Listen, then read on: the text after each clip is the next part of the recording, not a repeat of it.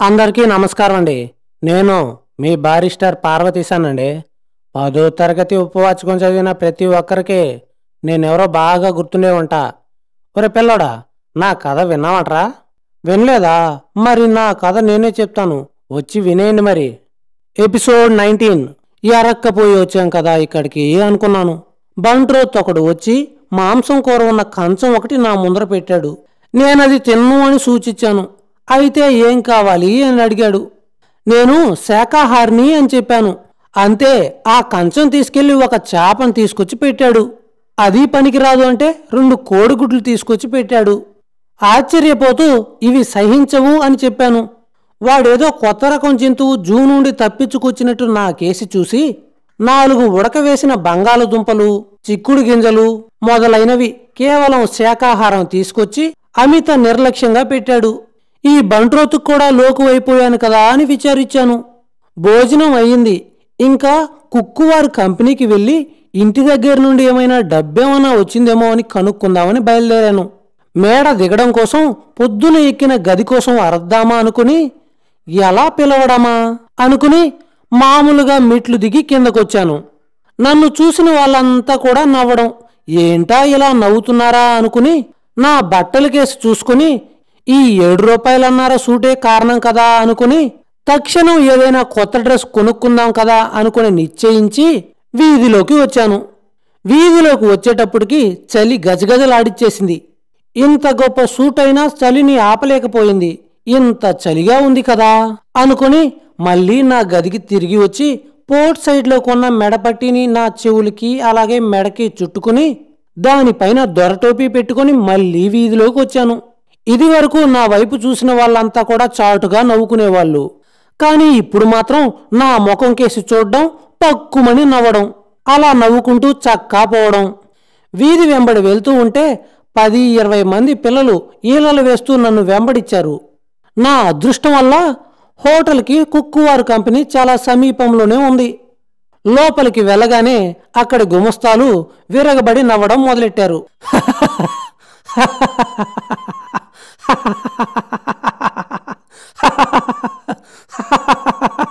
నాకు ఉడుకుపోతుతనం వచ్చి కళ్ళంబడి నీళ్ళొచ్చాయి. ఎందుకలా అందరూ నాకు కేసు చూసి నవ్వుతున్నారలా?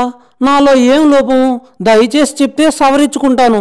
వాళ్ళు నా కేసి చూసి విరగబడి నవ్వి నవ్వి నవ్వి కాసేపటి తర్వాత నా పైన జాలి కలిగిందో ఏమో నా దగ్గరకొచ్చి నా అవస్థ తెలుసుకుని, నేను ఎంతో ఆప్యాయంగా కొనుక్కొని చలి బాధ భరించలేక కట్టుకున్న మెడపట్టి ఆడవాళ్లే కాని మగవాళ్లు వేసుకోవడం వాళ్ళ దేశాచారం కాదని, కొత్తగా ఉండడం మూలన నవ్వొచ్చిందని నన్ను క్షమించమని పొద్దున హోటల్లో దిగిపెట్టిన గుమస్తా అన్నాడు. ఎందుకా బాబు ఇంత కర్మ? పోనీలే అనుకుని ఇప్పటికైనా చెప్పాడు కదా అని సరిపెట్టుకుని వాడి ధర్మం వాడు నిర్వర్తించాడనుకుని వాడి పైన నా కృతజ్ఞత తెలపడం కోసం నా మెడపట్టి వాడి చేతికిచ్చి, మీ వాళ్ళకి ఎవరికైనా నా బహుమతిగా దీన్ని బహుకరించమని వాడికిచ్చాను. నాకు టెలిగ్రామ్ ఏమైనా వచ్చిందా అంటే లేదన్నాడు. సరేలే పోని, రేపు వస్తుంది అన్నాను. చలి చాలా బాధిస్తుంది అని అన్నాను. ఓవర్ కోటు కొనలేదా సారు అని అడిగాడు గుమస్తా. లేదు అని అన్నాను. అయితే ఒకటి కొనండి, లేదంటే చలి చాలా బాధిస్తుంది అన్నాడు గుమస్తా. అయితే దయచేసి ఏదైనా బట్టల దుకాణం దగ్గరికి తీసుకెళ్ళమన్నాను. పాపం మంచివాడు, కష్టసుఖాలు తెలిసినవాడు, పిల్లలు కలవాడు కనుక నా కష్టం తెలుసుకుని నా వెనకాలతోనే వచ్చేశాడు. ఇద్దరం ఒక పెద్ద షాపులోకి వెళ్ళాం. చాలా దర్జాగా ఉంది షాపు. చెన్నాపట్నంలో షాపుకు మళ్ళనే ఉంది. అంతకంటే ఇంకా పెద్దదన్నమాటే. దానికి నేల మీద ఒక చక్కని పెద్ద తివాచి ఉంది. చూసి చూసి దాని మీద నడవకుండా పక్కన నడిస్తే బాగుంటుంది అని వట్టి నేల మీద అడుగు పెట్టాను. అదేమీ నేలో కాని అడుగు పెట్టి పెట్టగానే జర్రున జారింది.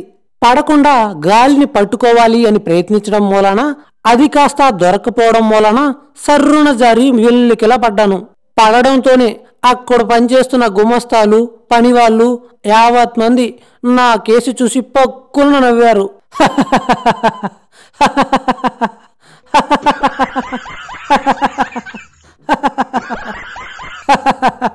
నా పక్కనున్న దొర నన్ను పైకి లేవదీసి దెబ్బేం తగల్లేదు కదా అని నన్ను అడిగి తివాచి మీద నడిస్తే పడకుండా ఉంటావని సలహా ఇచ్చాడు. అది వరకు దాకా నా కేసు చూసి నవ్వుతూ ఉన్న వాళ్ళంతా నేను పైకి లేచి వాళ్ళ కేసు చూసేసరికే నవ్వు ఆపేసి ఏమీ ఎరగనట్టు నా కేసు చూస్తూ నిలబడ్డారు. నా తోటి వచ్చిన దొర నాకు ఒక కొత్త సూటు, దుంగలాంటి ఓవర్ కోటు కొనిపెట్టాడు. అవి అక్కడే తొడుక్కున్నాను. ఇంటి దగ్గర నుండి తెచ్చుకున్న సూటుకి దీనికి ఎంత తేడా ఉంది? ఇదివరకు నేను తొడుక్కున్న సూటు చూసి నవ్వారంటే నవ్వారు. అయితే దీంతో చలిబాధ కూడా కాస్త తగ్గింది. బట్టలైతే మటుకు చాలా బాగానే ఉన్నాయి. కానీ ఖరీదు చూస్తే మటుకు ఇంత చూసిన వాణ్ణి నాకే ఆశ్చర్యం కలిగింది.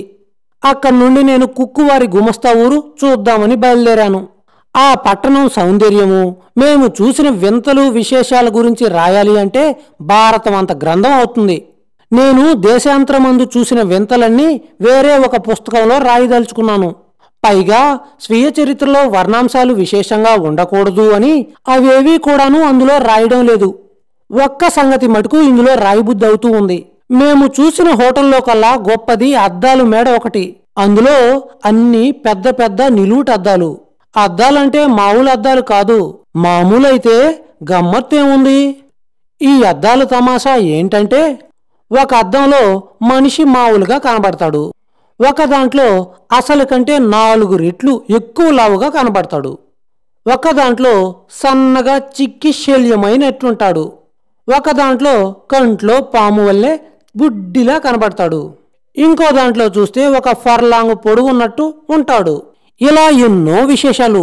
మా తోటి కూడా ఒక లావోటి దొర, సన్నటి దొర, వారితో పాటు ఒక దొరసాని, ఆవిడ ఆయన భార్య అని తోస్తూ ఉంది. వాళ్ళు కూడా మాతో పాటు చూడ్డానికి వచ్చారు. ఆ దొర ఆ అద్దాల్లో మరీ గమ్మత్తుగా ఉన్నాడు. ఆ దొరసాని ఒకటే నవ్వడం. వాళ్లను చూస్తే నాకు నవ్వొచ్చింది. మేమిద్దరం నవ్వుతూ ఉంటే దూడకి ఉడుకుబోత్తనం వచ్చింది. అది కనిపెట్టి నేను చల్లగా అవతలికి నడిచాను. అక్కడి నుండి నిమ్మలంగా హోటల్కి చేరుకున్నాను. నాతోటి దొర ఉదయాన్నే దర్శనం చేస్తానని చెప్పి గుడ్ నైట్ చెప్పి చక్కా పోయాడు. నేను నా గదికి వెళ్ళాను. కాని ఆ దొర మర్యాద చూస్తే మటుకు నాకు మహా ఆశ్చర్యంగా ఉంది. మన దేశం వస్తే వాళ్ళు ఎంతటి వారిని లక్ష్య పెట్టరు. ఇక్కడ వాళ్ళంతా నన్ను ఒక చిన్న జమీందారిని చూసినట్టే చూస్తున్నారు. దొరల చేత పని చేపించుకుంటూ వాళ్ల దగ్గరే సలాం అందుకుంటూ ఉంటే మహా సరదాగా ఉంది. మధ్యాహ్నం అనుభవం అయింది కనుక ఈ పూట భోజనం నా గదికే తెప్పించుకున్నాను. ఇక పడుకోవడానికి చొక్కా విప్పి మామూలు మల్లు పంచి కట్టుకుని పడుకుంటే చలి ఆగేటట్టు లేదు. అందుకని సూటు ఓవర్ కోటు తీయకుండా జోడు మటుకు విడిచేసి మంచం దగ్గరికి వచ్చాను. ఆ పరుపు మీదున్న పట్టు బొంత చూస్తే దాని మీద పడుకోబుద్ధి అయింది కాదు. బొంత ముద్దొస్తుంది, సరికొత్తగా కనబడుతుంది. అది నలిగిపోతూ ఉంటే ఎంత మాత్రం మనసొప్పలేదు. నా బొంత తీసి కిందో సోఫా మీదో వేసుకుని పడుకుందామా అనుకున్నాను. మళ్ళీ ఇంత డబ్బిస్తూ కింద పడుకోవడం ఏంటి కర్మ అనుకుని మంచం మీదున్న బొంత తీసి చక్కగా మడతపెట్టి సోఫాలో పెట్టి నా శాలువా కప్పుకొని పడుకున్నాను. మరునాడే నా డబ్బు వస్తుందా రాదా, రాకపోతే మన గతి ఏం కాను అని ఆలోచిస్తూ నిద్రపోయాను. పొద్దున్నే ఒక బంట్రోతొచ్చి నన్ను లేపాడు. వాడు నన్ను చూసి ఏదో అని చక్కా పోయాడు. ఇంకొంత సమయానికి ఇంకొక బంట్రోతు వచ్చాడు. వాడు లోపలికి చూసి నవ్వుకుంటూ వెళ్ళిపోయాడు. ఆ హోటల్లో ఉన్న నౌకర్లందరూ ఒక్కొక్కరుగా గదిలోకొచ్చి తొంగి చూడడం, నవ్వుకుంటూ పరిగెత్తడం, ఇదంతా చూస్తే నాకు ఒళ్ళు మండుకొచ్చింది. తిన్నగా వెళ్ళి గుమస్తాతో చెప్పి అతన్ని పైకి తీసుకొచ్చాను. మేము వచ్చేటప్పటికి 4-5 బంట్రోతులు ఇంకా అక్కడే నిలబడి విరగబడి నవ్వుతూ ఉన్నారు. మమ్మల్ని చూడ్డంతోనే వాళ్ళు నవ్వు ఆపేశారు. గుమాస్తా వాళ్ళని మందలిచ్చి నాకు క్షమాపణ చెప్పి అక్కడి నుండి నవ్వుకుంటూ పోయాడు. ఈ నవ్వుకంతా కారణం నా శాల్వానేమో అనుకున్నాను. అన్నీ అయిన తర్వాత భోజనం చేస్తూ ఉండగా కుక్కువార్ కంపెనీ నుండి నాకు డబ్బు వచ్చింది అని మనిషి వచ్చి చెప్పాడు. ఆ మాట వినడంతోనే నాకు ఎక్కడలేని సంతోషం వచ్చింది. వెళ్ళి ఆ డబ్బు తీసుకుని హోటల్కి తిరిగి వచ్చి ఆ పూటే రైలుంది అని తెలుసుకుని త్వరగా సామాను సర్దుకుని కిందకొచ్చాను. గుమస్తా బిల్లిచ్చాడు. ఆ బిల్లు సంగతి ఇప్పుడు చెప్పడం లేదు. కానీ ఆ బిల్లెంతో తెలిస్తే మాత్రం ఎంతటి జమీందారికైనా గుండె ఆగిపోవడం ఖాయం. సొమ్ము చెల్లిస్తూ ఉంటే 2 నౌకర్లు వచ్చి అక్కడ నిలబడ్డారు. వెళ్ళిపోతున్నాం కదా, వాళ్ళకేదైనా బహుమతి ఇస్తే దర్జాగా ఉంటుంది అని ఆలోచించి వాళ్ళందరికీ తలొక అనా ఇచ్చాను. ఇచ్చిన దానికి సంతోషించాను గనుకన ఆ కాసును ఇటు తిప్పి అటు తిప్పి వాసన చూసి గుమస్తా దగ్గర ఒక లెన్స్ అడిగి పుచ్చుకొని దానితోటి పరీక్ష చేసి మూతి విరుచుకొని అక్కడ పారేసి చక్కపోయారు. వాళ్ళ పొగరుబోతుతనం చూస్తే మటుకు నాకు చాలా కోపం వచ్చింది. డబ్బంటే తేరగా వస్తుంది అనుకున్నారు కాబోలు. వాళ్ళకి ఇంతకంటే మహా ఎక్కువ ఇచ్చేది ఎవరు? మళ్ళీ తిరిగొచ్చి తీసుకోక ఏం చేస్తారు అని నా దారి నేను చక్కా రైలుకి వెళ్ళిపోయాను. కుక్కువారు మనిషి ఫోక్స్టన్కు ఒక టికెట్ కొని నాకిచ్చి ప్యారిస్లో దిగగానే మళ్ళీ రైలు మార్చుకోమని నాకు చెప్పి మళ్ళీ బొలోర్లో దిగి స్టీమర్ ఎక్కితే ఫోక్స్టార్ అనే ఊరు చేరతారు అని చెప్పాడు. రైలు సామాన్యంగా మన దేశపు రైలుకు మళ్ళీనే ఉంది. ఎటొచ్చి ఇంకా పెట్టెలన్నీ కూడా కొంచెం విశాలంగానే ఉన్నాయి. 3వ తరగతి పెట్టెలో కూడా పరుపులున్నాయి. తెల్లవారేసరికి ప్యారిస్ చేరాం. అక్కడ దిగి దంతధావనాథకాలు కానిచ్చి కొత్త రైలు దగ్గరికి వెళ్ళాను. జనం కిటకిటలాడుతూ ఉన్నారు. 2 పెట్టెలు మటుకు ఖాళీగా ఉన్నాయి. అవి 3వ తరగతివే కదా అని వెళ్ళి కూర్చున్నాను. ఇంకొంత సమయానికి నా పెట్టెలోకి ఒక దొరసాని వచ్చి నన్ను చూసి కోపంతో ఒక బంట్రోతుని పిలిచి నన్ను కిందకు దించమని చెప్తూ ఉంది అని నాకు తోస్తూ ఉంది. బంట్రోతు నన్ను దిగమన్నాడు. ఫ్రెంచ్లో అనేక విధాలుగా ఏమేవో చెప్పి చూశాడు. ఏమైనా సరే ఇందులో నుండి దిగను అన్నాను. వాడు వెళ్ళి గార్డుని తీసుకొచ్చాడు. వాడు చెప్పినా దిగనన్నాను. కిటికీ తలుపు కేసి చూపెట్టాడు. దానిమీద డాష్ డ్యామ్స్ అని రాసి ఉంది. అదేమిటో నాకు అర్థం కాలేదు. బాగానే ఉంది, సంతోషించాను అన్నాను. దిగమన్నాడు. ఎందుచేత అన్నాను. వాడికి ఏమీ తోచక స్టేషన్ మాస్టర్ని తీసుకొచ్చాడు. అది ఆడవాళ్ళు పెట్టి గనక దిగమని ప్రార్థించి తీసుకెళ్లి వేరే పెట్టిలో కూర్చోబెట్టాడు. మధ్యాహ్నం బొలన్ చేరాను. దిగి స్టీమర్ ఎక్కాను. ఆ స్టీమర్ చాలా చిన్నది. సముద్రం మహా హడావిడిగా ఉంది. అందుకని ప్రతి వాళ్లకు వికారము, వాంతులు. ఇన్నాళ్ళు ఆ స్టీమర్లో ప్రయాణం చేసినా ఇంత బాధ ఎప్పుడూ పడలేదు. అందరూ తలోమూల ప్రాణం పోతున్నట్టు పడుకున్నారు. ఈ అవస్థ ఎప్పుడు వదులుతుందా అనుకున్నాను. మొత్తం మీద 2 గంటల కంటే ఎక్కువ పట్టలేదు. కానీ ఆ కాస్తసేపు ఒక యుగంలా ఉంది. ఫోక్స్టన్లో దిగేటప్పటికి సుమారు 5 గంటలు అవుతుంది. ఇంగ్లాండ్లో అడుగు పెట్టానన్నమాట జ్ఞాపకం తెచ్చుకొని మొదట కుడికాలే పెట్టాను. మనసులో ఒక విధమైన ఆందోళన బయలుదేరింది. గుండెల్లో అదురు పుట్టింది. ఇంతవరకు మొండితనంగా కొట్టుకొచ్చాను. ఇక ముందేమో అనే ఆలోచన పోయింది. అన్నిటికీ ఈశ్వరుడే ఉన్నాడు అని ఒక దండం పెట్టుకున్నాను. దీంతో బారిస్టర్ పార్వతీశం మొదటి భాగం పూర్తయింది. మీరు 2వ భాగం కావాలి అని కింద కామెంట్ పెడితే నేను కథ మొదలెడతాను. లేదు అంటే మీకు అక్కర్లేదు అనుకొని వేరే కథ ఎంచుకుంటాను.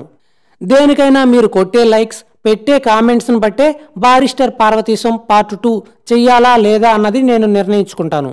ఒకవేళ మీరు గనక మన ఛానల్కి ఫస్ట్ టైం వచ్చి ఛానల్ని సబ్స్క్రైబ్ చేయకుండా చూస్తూ ఉంటే వెంటనే సబ్స్క్రైబ్ చేయవలసిందిగా నా ప్రార్థన. ఏంటి పిల్లలు, ఇంతకీ నా కథ మీకు ఎలా అనిపించింది? నా కథలో పార్ట్ 2 కావాలో వద్దో కింద కామెంట్ పెట్టడం మాత్రం మర్చిపోవద్దు.